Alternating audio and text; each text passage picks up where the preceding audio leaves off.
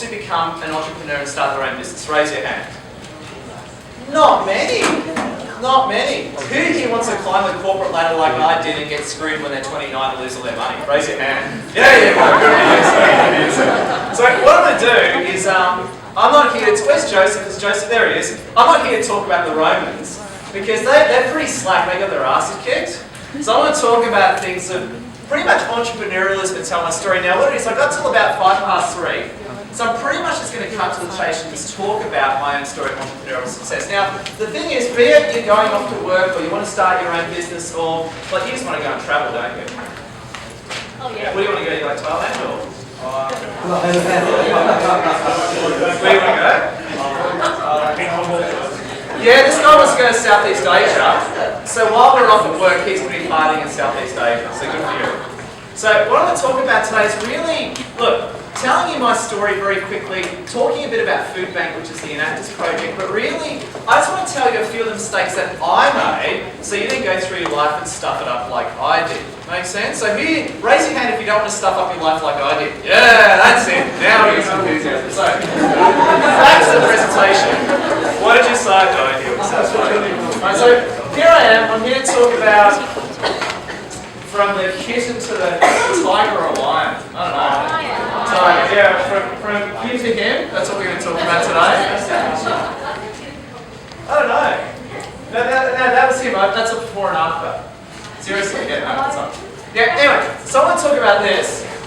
And I'm just going to skip through a few things. You guys are getting sent. That was his fault. Yeah, you guys have got the slides so you can go through it in all your own time. But what I want to talk about is really, this is a presentation I actually aim at business owners. And I actually want to deliver this to you as what I would say to business owners. So what I do, I'm 35 now, work as a marketing mentor and trainer. I do a lot of speaking around town and I sell a lot of online products. I've done international speaking as well. And I love Enactors Macquarie because this gives me a good excuse to get out of my stupid business for a day and hang out with you guys. So before I got up, I was just eating a lot of multicultural food downstairs and it was great. Have any of you guys been out to the stalls downstairs? Yeah. Really good, so make sure you check that out. But what I want to talk to you today is practical street level. So Joseph is easily one of the smartest guys in the room. He knows all this theory and stuff. He knows about the Romans and stuff, don't you know? Yeah. So Joseph knows all about the Romans. I know nothing about the Romans, but I know what the real world is like. So we're going to talk about that. So Joseph, I'm going to trash you. Can I trash talk you again? So how this works, guys, is he picks someone in the audience and then he'll trash talk them. So usually he picks a white guy, but hey, this is from me because I gave him the Romans, so he's baiting that. So I'll be getting trash talk for the entire time. Exactly. So the last one, I'm Persian, even though my mum's Australian. We had this one event, and everyone in the room was Indian, Asian, or Middle Eastern. And there was only one Australian white guy, and we just trashed him the whole session. So, who here is a no, we're just going to pick on Joseph because there's a few Australians in the room, so we lose that one. So we can't pick on the Australian today. So, I want to talk about real street level, and be it that you're going to go to uni, you're not going to go to uni, you're going to go back to your own country, you're going to stay in Australia. Ultimately what's going to happen is you're going to reach a position where you're going to say, oh shit, what am I going to do with my life? You know, where am I going to go? Like, oh, what should I study? Oh, I've got to pick a degree soon. Oh. Who here knows exactly what degree they want to pick when they pick? Yeah, there you go. So who here knows exactly the degree they want to pick? What are you going to pick, man? Business and International Studies double degree. Oh, very nice. Give that woman a hand, everyone. She's a star. Well, there's about 120 people in the room. There's only one woman here who's actually clear on her objective. So well done. Because I was 20 and I'm like, what do I do? What direction am I going? So I want to sort of get you thinking about what you're going to do with your life beyond all this. So I'm just going to skip through a few things. I'll tell you my own story. About 1.5 years ago, I've lost about 22 kilos over the past 1.5 years. I used to be really fat. Really fat. Joseph always used to abuse me for being fat all the time. No good. Joseph, yeah, he used to call me a Roman and stuff, right? Anyway, I used to be really fat. But the thing is that this is me as a bit of a porker there. No, not good. I'm not too proud of showing that photo. But what happened to me was I actually was well educated. So I'm from Melbourne originally, so you can probably tell by the accent. And what I originally did when I was in Melbourne, did really well at high school, and I actually studied industrial chemistry. And I was in the army for a short while. And what happened when I was there? Got injured in the army and I had to leave. And so what I did, I actually started as an industrial chemist working in a laboratory. And as you can tell by the way I talk, I wasn't a very successful industrial chemist, right? Because I'd be working in a quiet lab, there were all these nerds in lab coats, and I'd be doing this all day. Yeah? I feel like Joseph, I just can't stop talking, you know?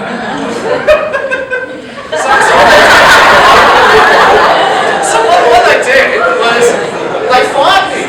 I lost my job, and they said, listen Edward, we can't keep you on this job because you don't shut the hell up. So we're going to give you a job talking to our customers and selling the stuff you've been making. So I was like 20 and I was selling to Boeing, Ansett, Qantas and Royal Australian Air Force. It was a really good rate. And what happened was I then went to Monash University in Melbourne and did my postgraduate marketing. So I did a full-on postgrad, cost me a lot of money and I loved it. Then what happened is September 11 came and my biggest customer was actually Ansett at the time. Now a lot of you kids are too young for that. Ansett, anyone here remember Ansett? Might be too young, yeah, you ma'am. So there you go. But Ansett was basically an airline. It used to be bigger than Qantas at one point. And it went bust and they were my biggest client. And so, hey Ed, you've lost your job. So I ended up getting a big break as a full-time marketing manager, moved out to Hobart. And I was 25 and I was on about 140k a year. I kicked ass, I got a lucky break, 140. I know 140 is not much these days, but this is like 10 years ago, right? I was on 140, I was totally kicking ass everything. I do quite well with the ladies as well. Like I bet you do too, don't you do? Yeah, so a bit like this guy did really well with the ladies and had a great life. This guy's a bit of a stud man. So are you getting jealous, Joseph? This guy's... Clap really hard if you think this guy's better looking than Joseph. You're the one with Joseph. This guy's the guy that kicked your ass out 6 years ago. Anyway, this is a really good guy here. So what happened, right? So what happened, when I was 29, I made some big mistakes. I used to have a fiance, we're going to start a family, and I'm a little bit arrogant and conceited, as Middle Eastern guys might sometimes do. And what happened is, she left me, and it was really hard, it really affected me badly, and the global financial crisis hit, and I lost my job. And I went from pretty much earning 150 to earning nothing. And so what happened was, I ended up moving to Sydney to sort of start again. Came with no friends, this is about 5-6 years ago. And what happened to me, during the GFC, I had no money. I lost everything. So I was just, even though I was earning 150k a year, I was just spending it on flash cars. I was just wasting all my money. So I made a really, really big mistake. And what happened to me was, I came to Sydney, I could not get a job again. There were no jobs. It was the height of the global financial crisis. And I was actually paying my rent with my credit card. It was just ridiculous. I was just living from week to week. And it really affected me badly. And what I kept doing, I kept trying to get a job again. After the GFC, the best I could earn was 70k a year, right? And 70k a year is nothing in Sydney, as you know, nothing. It's pretty much a minimum wage these days. And what happened was that I ended up losing that job too. And I was just destitute. And I actually had to become an entrepreneur to pay my rent. So I had no choice. I actually didn't want to become an entrepreneur. I didn't want to become a business owner. But it's like, if I want to have the life that I used to, I need to be able to do this. So I actually didn't choose to become an entrepreneur. I was picked to become an entrepreneur. And the reason why I'm sort of saying this and why I'm really lucky to be talking to you is that there's pretty much two choices. If you're not careful, if you don't make the most of the moments that you have. Now, our anti-Roman friend over there, Joseph, he's got a big thing for the Romans, right? He made time as the most important commodity, and your decisions right now are very important because I made a lot of bad decisions and they cost me big time. So what I really want to give to you guys as a takeaway is, I don't mean this in a negative way, I'm not trying to scare you. I'm not saying the world's a bad place, the world's a great place. But I'm just saying, don't go into the world with, don't go with the flow, it's not a good idea.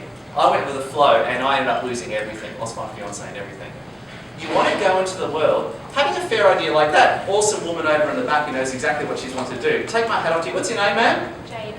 Jane is... Jade. Jade, sorry, Jade, as in the stone. So Jade is totally on the money. She's got very good clarity about what she wants to do. So I invite you to think about what you want to do with your life. You may not know it clearly, but at least have some kind of direction. Don't just pick a degree randomly like I did. Not a very good idea. So back to this, I'm just going through a few things. You guys will have it. What I want to do is, I've got to talk, I've only got a few more minutes, I've got to talk about food bank for Enactus. I want to give some comments on that. But what I want to do is just go through a few mindset principles of each of you. And these are basically my own learning. So what it was, there's two ways that I learned all these lessons about business. One was through my formal education, being a postgraduate at Monash University from Melbourne.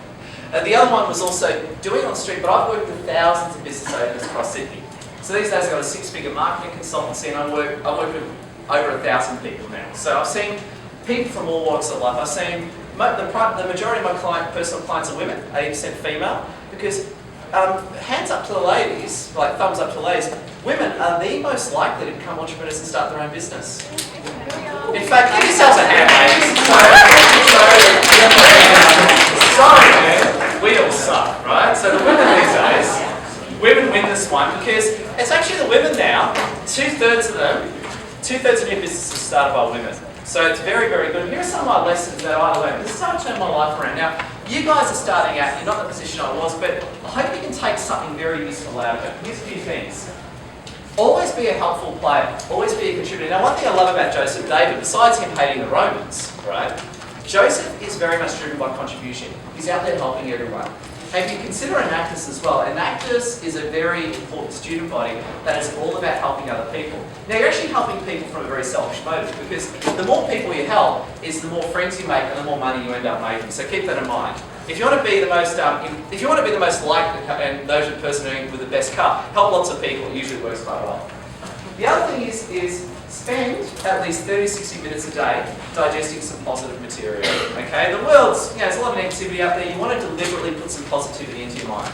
Surround yourself by awesome people. Now, one of my biggest mistakes, and I really hope you guys don't make this mistake, is if you've got a bunch of friends that are just cutting you down, just walk away.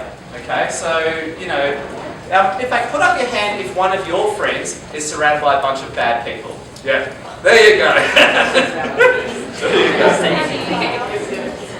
My advice to you, if you're hanging out with if you've got people around you who are your friends and they're losers, move on. You don't want them. You don't need them because they'll pull you out. There you go. So for example, Joseph's a great guy. He's an awesome guy. So we're like this, aren't we, Joseph? Yep. Back me up though. Excellent. Handle a dinner for 2 for me and him afterwards. Surround yourself with the right people. I'm sounding more like your mothers here, aren't I? Do you surround yourself with the right people, everyone? The teachers love me now, don't they? Yeah, there you go. Sorry about that. And push yourself each day. Don't be a slack, fat Persian guy who gets eaten up in the next global financial crisis. Or one day you'll be wearing floral shirts talking to students about your sob story. So don't point out like that. That's my cat. Say hello to my cat. It's Candy Cat. So I was unemployed. It was just me and my cat. She's really cute. Now I'm just going to go through 10 quick things. I'm going to talk about Food Bank. Otherwise, where's Terrence? Where's Terrence? Yeah, Terrence has got a problem with anger. And if I don't talk about Food Bank, are you going to get pissed at me, Terrence? Yeah, you're going to watch out for that guy. Kind of cranky, you know. Sorry? I'm kind of cranky now. In fact, have you got a girlfriend, Terrence? Just curious. No comment. Do you? No comment. Oh, there you go. So he's available. Now these are some mindset things, and I really want to pass some of these on to you. Everyone's got their issues, and this is basically how to overcome them in very quick things. So these are my top 10 personally observed limitations. So regardless of whether you're as handsome as this man or as ugly as me, or whatever, everyone has limitations and they think a certain way. So these are some mindset strategies to help you get the success you want. So first things first, most people in the room have a negative view of themselves. And what I mean by that is, almost everyone is great and they think that they're terrible. Okay, that's just a common issue. So make sure you're looking at yourself fairly, be nice to yourself, treat yourself fairly, that sort of thing. Second one, and I love Jade at the back, Jade's got the money. You've got to have a compelling goal or vision. Like, if your goal is just to get up and get through the day, no way. You want some kind of compelling goal and vision. In fact, I want to share with the audience, who here has a really cool goal that they want to share with the world? You, sir, what's your goal? Thank you for volunteering. Our goal is generating goals. That's one of the goals we're doing right now. So essentially what we're doing is we are trying to put entrepreneurship in a passive setting. Wow. Give this guy a hand, everyone. This guy's a legend. There you go. So have a good thing. This is another one. That's my new girlfriend, everyone, so just putting out there. The other one is just lovely. I started a few weeks ago. The other thing is that if you've had a bit of a bad run in life, like I do, if you're feeling a little bit under the weather, make sure you try and get over it. Okay, so, you know, if you're beaten up, get over it, get some help, that sort of thing. You do not have to do everything alone. Get the help of other people to support you. Number 5, who here loves money? Yeah, I love money, being a Persian man from inner West Sydney. We love money. Love money, love white BMWs. Sorry about that, it is true. The Shahs of Sunset are accurate. So what it is that, one of the big things is that as an entrepreneur, it's great to love money, but you don't do money. Okay, you love money, but you're not doing it for the money, you're doing it to help people or whatever. So for example, if you love web design, you're designing websites because you love them. So whatever path you choose, be it a business or career, make sure you love what you do. Do not go into it for the money, because you'll just burn out and you'll end up making no money, okay? You've got to love what you do. Make sure whatever area you go in suits your natural strengths and weaknesses. Now, being, you know, if you're, let's say, being forced into a direction by, let's say, your parents or people that care for you that's not fitting your natural objectives, now's the time to have the conversation, because if you're great at marketing, you don't want to learn accounting. That will not help you, and vice versa. If you're great with numbers but not so much with creativity, then make sure your studies are aligned to your natural strengths and weaknesses, because you don't want to sit there and study chemistry like I did for 4 years and go, guess what, I hate it. It's like, oh, where'd those 4 years go? Yeah, so, sorry? What about you say? Yeah. Exactly, if you study science too much, you'll start wearing floral shirts, okay? So invest in yourself and your future. The other one is, don't be naive, be streetwise. The world is a great place, but there are sharks in the ocean, so watch out for them. So keep that in mind. And also, being an entrepreneur is not easy. It is not easy, but I promise you, it is rewarding and fun. And of course, there's 2 things here I want to talk about. Who here has heard about scarcity and abundance thinking? Raise your hand, scarcity and abundance thinking. Oh, you guys got to learn this. This is very important. Forget everything I said, forget everything that Joseph said, except for the Romans are a bunch of losers. And remember this, right? Scarcity thinking is there's not enough and I don't deserve anything. Abundance thinking is the world's infinite and I can create any opportunity I want. The reason I've got a photo of my cat is I'll feed my cat in the morning, she'll wake me up at 5:30 a.m. And after I feed her, she'll meow for more food. And she knows it's unlimited food, so she just keeps meowing and meowing.